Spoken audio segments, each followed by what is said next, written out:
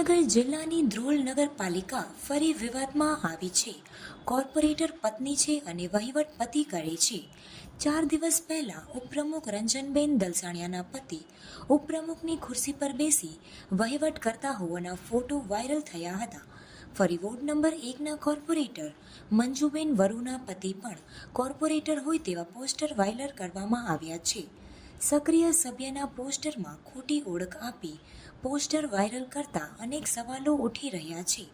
ધ્રોલ સંગઠન દ્વારા ઉપપ્રમુખ પર કોઈ કાર્યવાહી નહીં કરતા મહિલાઓ માત્ર કઠપૂતળી હોય એવું દેખાઈ રહ્યું છે.